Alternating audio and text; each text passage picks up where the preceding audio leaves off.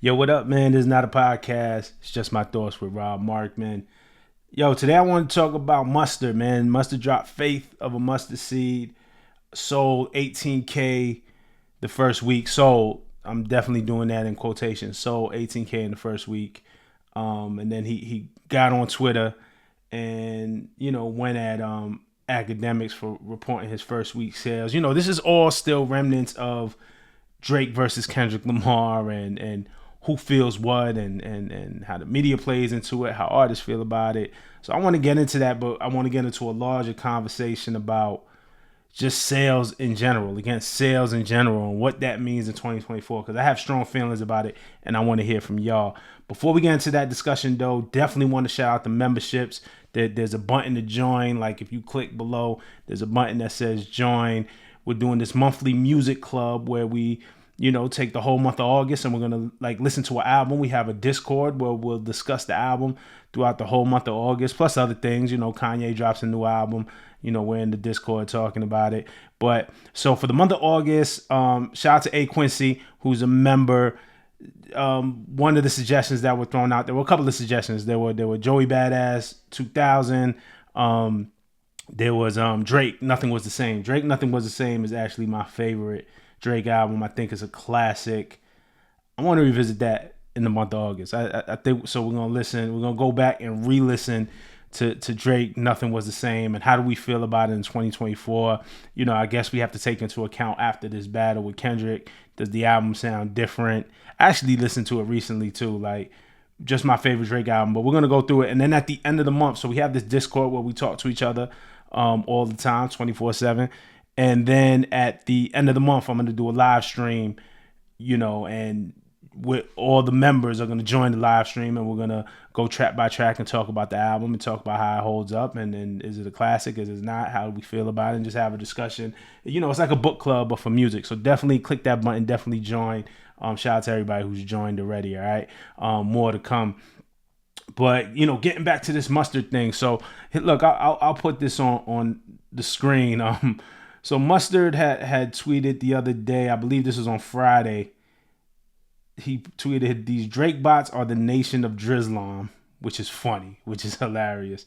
And then he said, "Drake is the Malcolm X of white people," laughing emoji. "And academics, make sure you post Gordo Season's first week since Drake thought he did a thing with making him drop on the same day as me." So I guess Gordo dropped the joint same day as Mustard. And there's that. So I mean, Mustard seems frustrated with the Drake bots or the Drake stan accounts or the super fans and the jokes that they have, the cut downs that they have. Mustard, of course, produced Kendrick's Not Like Us. He was in the video. He's on that side. So, and then he also said album sales are a form of white supremacy. You is racist. Which to me, I just kind of has a point, but I don't even think it's that serious. I think it's just funny. I think he was just trying to be funny. So Mustard did, Faith of Mustard came out, did 18K the first week. And I saw a lot of people teasing Mustard. I just want to look at the track list. And then one thing people were saying, Kendrick couldn't even give him a feature, which, yeah, Kendrick is not on the album. But also, Not Like Us is, the record is half Mustard. So Mustard ain't hurting is basically what I'm saying, right? Whether Kendrick was supposed to be on this album or whether even Mustard wanted him on this album. I'm sure if Kendrick wanted to drop a verse on this album, Mustard would gladly take it. It just didn't happen for whatever reason. I don't know. I'm not going to speculate. But, he has Kirk Franklin on the album, Lil Yachty, Blue Bucks, 42 Doug, Pressured Up with Vince Staples and Schoolboy Q. That's a hard joint. One of them ones with Quavo and Rob 49, Parking Lot with Travis Scott, A Song for Mom, which is a beautiful record, Worth the Heartbreak with A Boogie and Blast. Roddy Ricch got a joint on here. Roddy Ricch got two joints on here. One with Ella May. They remade Mary J. Blige and Wyclef. Somebody please call 911. Kodak Black is on here. Young Thug, Lil Durk. So, impressive roster for sure.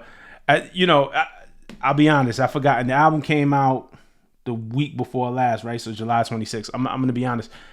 I forgot to check out I didn't check out the album when it happened. When I saw Mustard kind of going off on these tweets, I was like, oh yeah, he did drop an album, man. Let me go check this out. And like right off the bat, like Pressured Up, Schoolboy Q and Vince Staples, yo, I think that joint is fire.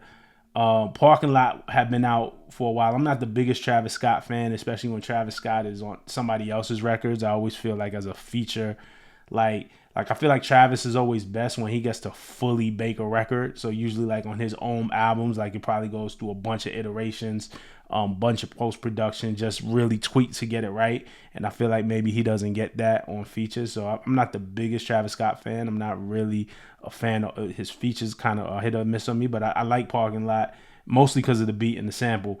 Song for Mom is crazy. Like again, my mom raised me off of music, man. If you come from one of them households, Luther Vandross, If This World Was Mine, like you know that record, classic record. So it's Ty Dolla $ign, Masego, and Charlie Wilson. And I said this on the Kanye video. Man, you put Charlie Wilson on anything, Charlie Wilson just make every song better. But A Song for Mom was dope, and I thought the Kodak record, Yak's Prayer, I thought was pretty dope too. It's definitely some joints on this Mustard album. There's nothing that is going to reach the heights of Not Like Us on this album, if we're being serious. But it's a cool album, and it kind of tells a story. It tells Mustard's whatever his come up story. I thought it was a cool album. Again, sold quotation marks 18K the first week. And here's the crux of what I want to get into. And I think first of all, I don't think a lot of artists are selling these days. And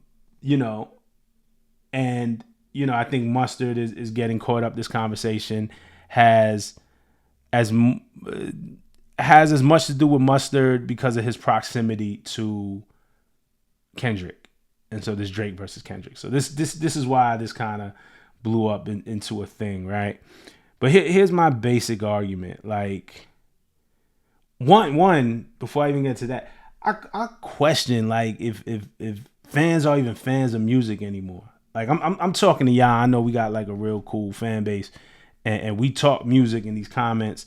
But like the general fan, like who's really a fan of the music? It feels like a lot of people these days are fans of the headlines, fans of the media, fans of everything else. Obviously, battles are exciting, but fans of the drama. And to actually just sit there and like live with music. I think we get so much music thrown at us. It just kind of comes and goes, and we don't really get to sit with it. The other thing and my real argument is, well, another thing, my bad. And I want to ask a question to y'all, and I want y'all to answer this. How much does sales matter to y'all?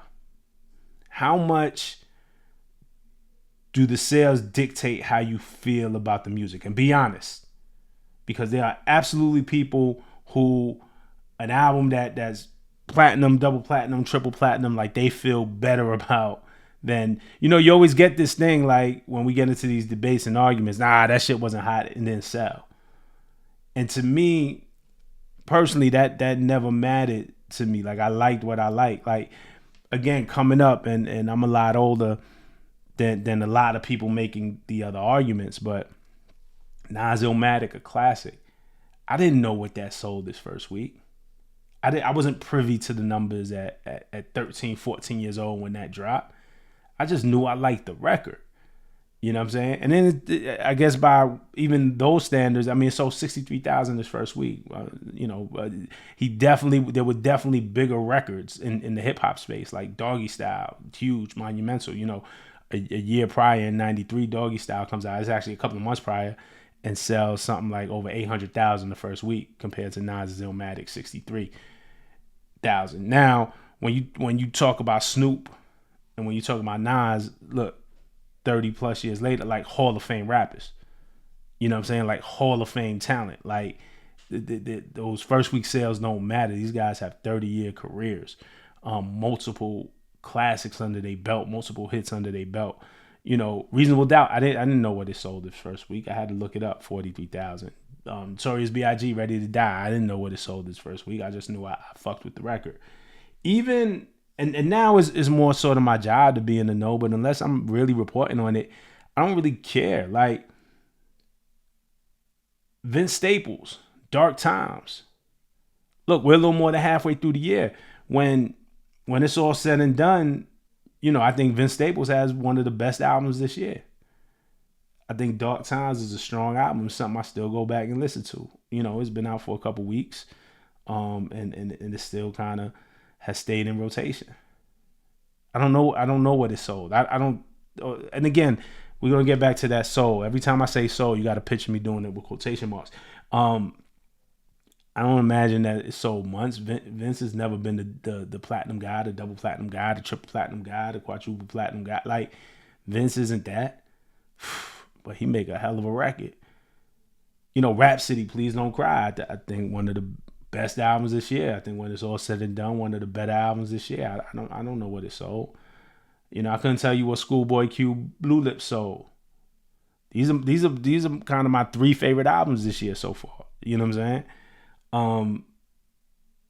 And so it doesn't really matter to me that the popularity of a record doesn't really dictate. Now, of course, there have been albums that have sold tremendous. You can't have it both ways. Like, Not Like Us is the most popular record. I think it's the most streamed record this year.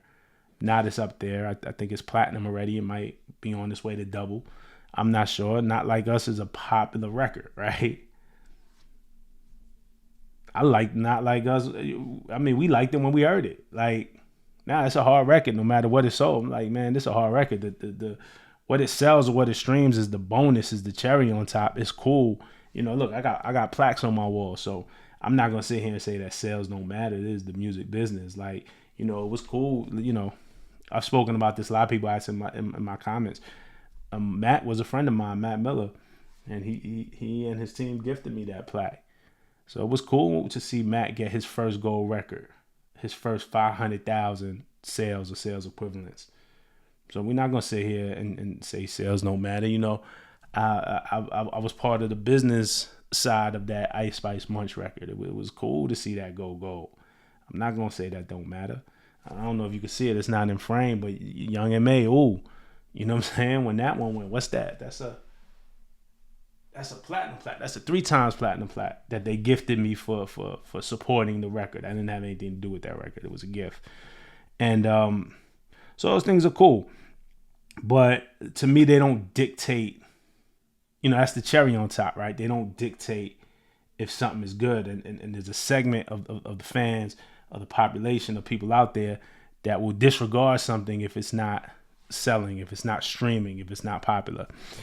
The second part of this argument, you know what I'm saying, that I will stand on, I will die on this hill. Like, I don't want to die. I don't have a death wish, but to say I'll die on this hill.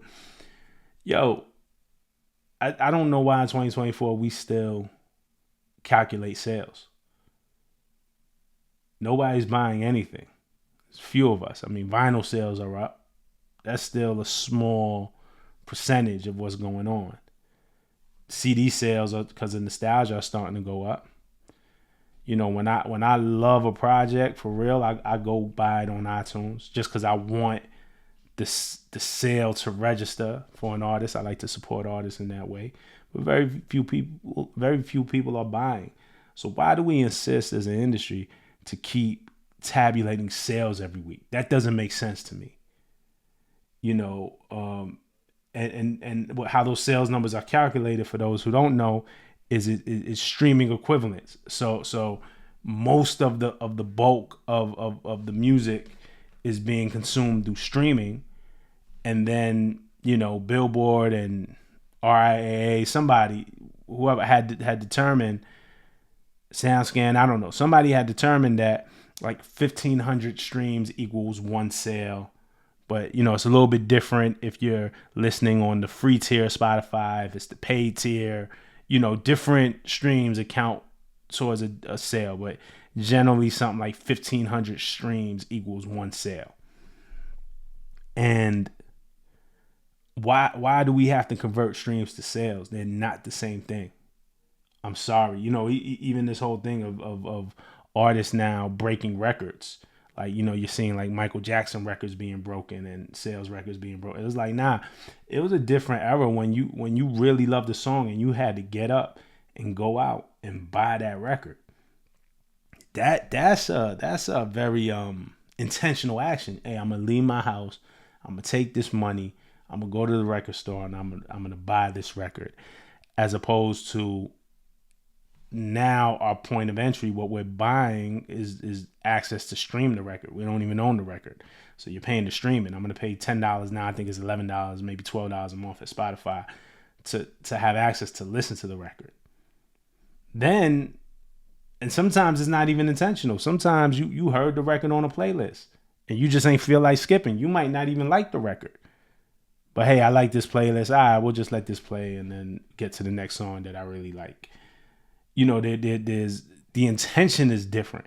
So I don't even know why we still insist on calculating sales. I think we should just call it streams, and we should calculate sales, whatever that number of vinyl or CDs that people are selling. I mean, let that be a calculation, but we should just calculate streaming. We don't have to. Well, I don't understand equating streams to sales, because they're not the same thing. It's literally like trying to turn apples to oranges. Like, it's not the same thing. And I'm very big on, and all these people who make a lot of money in the music business, all these high business people who draw out contracts, right? Like very deliberate in your language. So I was like, why are we being so loose with our language? Let's be deliberate of what our language is. Let's call a spade a spade. But that's just me. So I want to hear from y'all, man. I don't want to go on too much longer, but one, do stream sales, popularity really matter? Does that make you feel better about an album? Be honest. Be honest. You know what I'm saying? Or what are some albums that you love that haven't sold or streamed very well? Be honest. And then two, do you think we should continue to calculate streaming sales equivalents, or should we just call it streaming? I want to know what y'all think about that too. And then click join the membership too. We got that going on. Like, subscribe, comment. I'm telling you, join this monthly music club, join this Discord. I mean, you're gonna have access to me on this phone right here. Like, we could talk shit all the time and trade ideas all the time. But this month we're gonna do Drake, Nothing Was the Same. We're gonna listen to that album as a group, and then we're gonna do a live stream for members only, and we're gonna break it down. And every month we're gonna choose a new album. All right. Well, appreciate y'all. To the next one. Peace.